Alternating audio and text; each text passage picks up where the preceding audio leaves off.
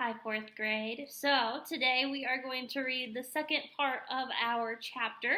And if you remember last time that we read, we had Talk, the Humbug, and Milo going off towards the Mountains of Ignorance because if they go that way, they will be able to find rhyme and reason. And that's who they're looking for. They want to bring them back into the kingdom of wisdom and they'll help to solve everyone's problems.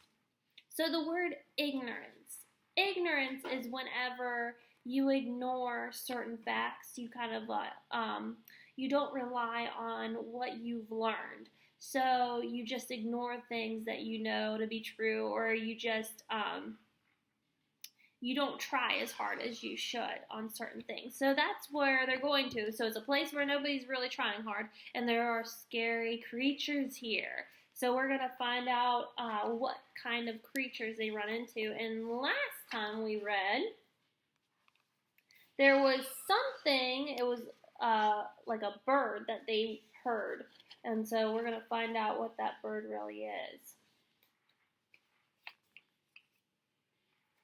Talk's tail, as sticky mist engulfed the moon. Perhaps we should wait until morning. There'll be morning for you soon enough, came a reply from directly above. And remember, we talked about mourning. This is mourning as in when someone passes away, you're crying because they're gone. That's being in mourning, and that's how the author spelled it. But Talk is talking about waiting until morning, M-O-R-N-I-N-G, meaning until the daytime again. So it must be getting close to dark. And this was followed by a hideous cackling laugh, very much like someone choking on a fishbone. Clinging to one of the greasy rocks and blending almost perfectly with it was a large, unkempt, and exceedingly solid bird, who looked more like a dirty floor mop than anything else. He had a sharp, dangerous beak, and the one eye he chose to open stared down maliciously. I don't think you understand, said Milo timidly, as the watchdog growled a warning. We're looking for a place to spend the night. It's not yours to spend, the bird shrieked again and followed it with the same horrible laugh. That doesn't make any sense. You see, he started to explain, dollars or cents, it's still not yours to spend, the bird replied haughtily. But I didn't mean, insisted Milo. Of course you meant, interrupted the bird, closing his eyes that had been open and opening the one that had been closed. Anyone who'd spend a night that doesn't belong to him is very mean. Well, I thought that he tried again desperately. That's a different story, injected the bird a bit more amply. If you want to buy, I'm sure I can arrange to sell. But with that you'll probably end up in a cell anyway. That doesn't seem right, Milo said hopelessly, for with the bird talking everything the wrong way, he hardly knew what he was saying. Agreed, said the bird with a sharp click of his beak, but neither is it left, although if I were you, I would have left a long time ago. If you notice what the bird is doing, he's taking words that mean, so he's taking homophones, so a word that can mean one thing and making it into the other. Instead of right meaning okay, he's making it right as in like right-handed. You mean you have other words? Cried the bird happily. Well, by all means, use them. You're certainly not doing very well with the ones you have now. Must you always interrupt like that? Said Talk irritably, for even he was becoming impatient. Naturally, the bird cackled. It's my job. I take the words right out of your mouth. Haven't we met before? I'm the word snatcher, and I'm sure I know your friend the bug. Then he leaned all the way forward and gave a terrible knowing smile. The humbug, who was too big to hide and too frightened to move, denied everything. Is everyone who lives in ignorance like you? Said Milo. Much worse, he said longingly. But I don't live here. I'm from a place very far away called Context. And we talked about context clues in class. And remember, those are clues that help you to figure out what the word means. So like my example earlier, right and right can mean something different depending on how you use it. That's the context. So I can talk about my right hand, or I can say this is the right story to read. I'm not talking about this kind of right anymore.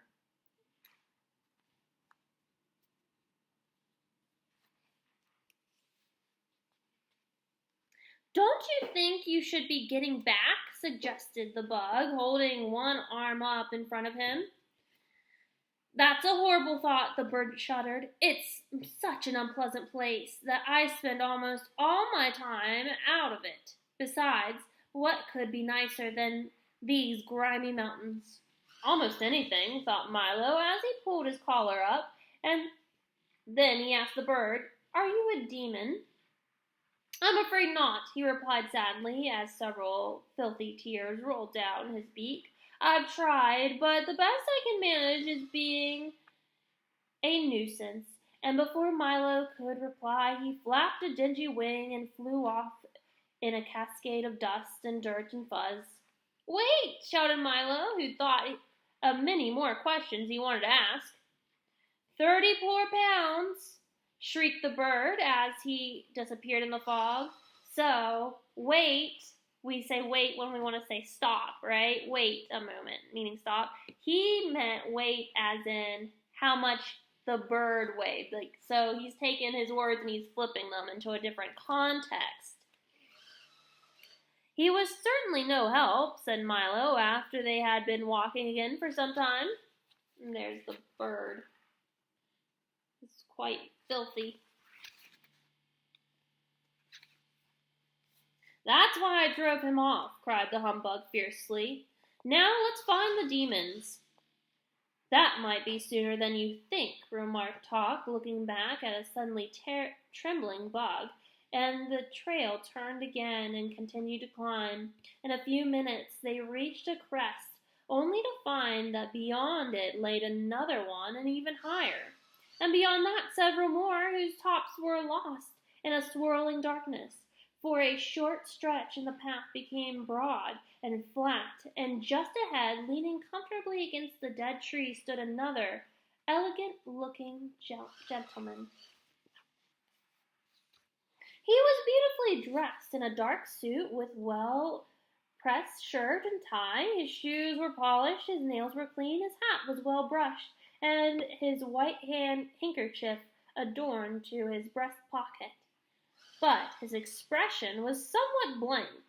In fact, it was completely blank, for he had neither eyes, nose, nor mouth. Hello, little boy, he said amply, shaking Milo by the hand. And how's the faithful dog? He inquired, giving Talk 3 or 4 strong and friendly pats. And who is this handsome creature? He asked, tipping his hat to the very pleased humbug. I'm so happy to see you all. What a pleasant surprise to meet someone so nice, that they all thought, and especially here. I wonder if you could spare me a little of your time, he inquired politely, and help me with a few small jobs. Why, of course, said the humbug cheerfully. Gladly, added Talk. Yes, indeed, said Milo, who wondered for just a moment how it was possible for someone so agreeable to have a face with no features at all. Splendid, he said happily, for there are just 3 tasks. Firstly, I would like to move this pile from here to there, he explained, pointing an enormous pile of sand. But I'm afraid that all I have are these tiny tweezers. And he gave Milo, who immediately began transporting one grain at a time. Secondly, I would like to empty this well and fill the other. But I don't have a bucket, so you'll have to use this.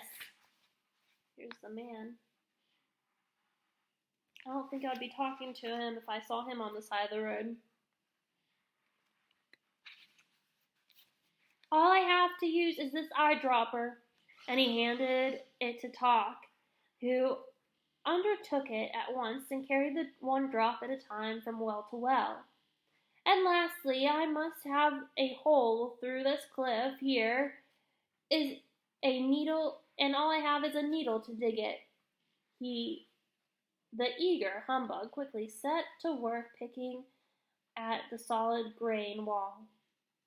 When they all had been safely started, the very pleased man returned to the tree leaning against it, once more continued to stare vacantly down the trail while Milo, Tonk, and the humbug worked hour after hour after hour after hour after hour after hour after hour after hour.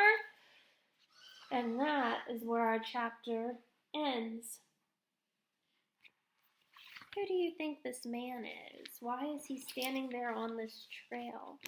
We'll have those answers tomorrow, so I'll see you then. You have a wonderful day.